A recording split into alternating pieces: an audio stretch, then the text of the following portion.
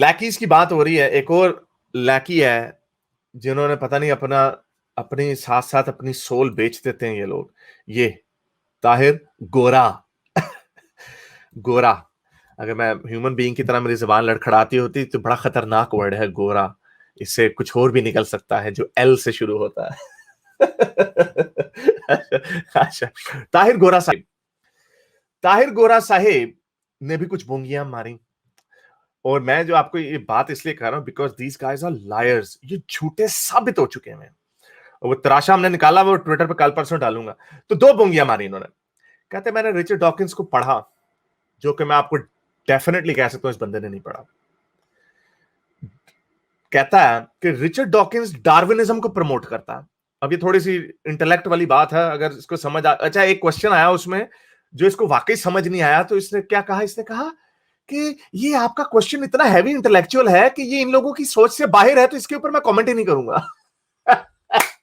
वो असल में बोंगिया थी, कोई गोल मटोल दीपक चोपड़ा लैंग्वेज। वो मेरा ख्याल इसको समझ, मुझे वाकई समझ नहीं आया उसके अंदर क्या बोंगिया मारी हुई थी। वो ऐसी टूटी फूटी इंग्लिश मिला मलू के ना, मेरा ख्याल इसको समझ नहीं आई।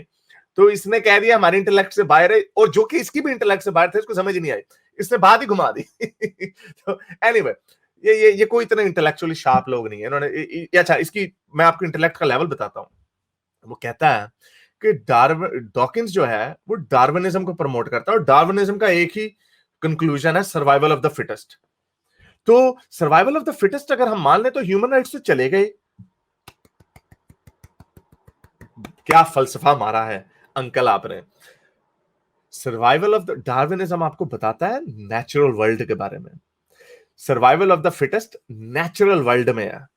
किस साइंसदान या फलसफी के बच्चे ने आपको यह कहा है कि जो नेचर में होता है वो हम अपनी सोसाइटी उसके ऊपर बनाए? ना डॉकिंस ने, अगर इसने पढ़ा होता डॉकिंस को, डॉकिंस ने यह बात अपनी कोई 20 दफा ये कही है, लिखी है कि जो नेचुरल, जो हमारे जो, जिसको अगर इसको पता हो सोशल कॉन्ट्रैक्ट का, जो नेशन स्टेट्स बनती हैं वो सोशल कॉन्ट्रैक्ट के ऊपर बनती हैं, विच मीन्स कि आप अपनी फ्रीडम्स को गिव अप करते हैं, आप लॉज को अबाइड करते हैं।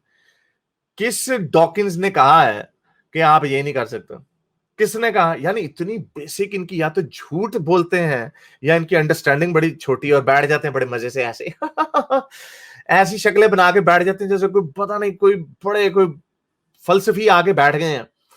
तो ये इसका हाल है कि ये कहता है कि Darwinism promotes survival of the fittest, जो कि उसने कभी भी नहीं कहा। सरासर झूठ है या इसकी नलायकी है, दोनों में से पिक कर लो। दोनों चीजें जो है इसके लिए एम्बैरेसिंग है। अच्छा, अब मैं झूठ जो क्लियर हो सकता है झूठ बोल रहा हूं, लेकिन जो इसका क्लियर कट झूठ है वो ये कहते, देखिए मुझे भी इस्लाम से कुछ चीजों की प्रॉब्लम थी, तो मैंने उसके ऊपर एक, और कुछ चीजों से नहीं है, यानी मोमिन है ये, तो दोनों तरफ बैठना चाहता है, दोनों तरफ जाना चाहता है।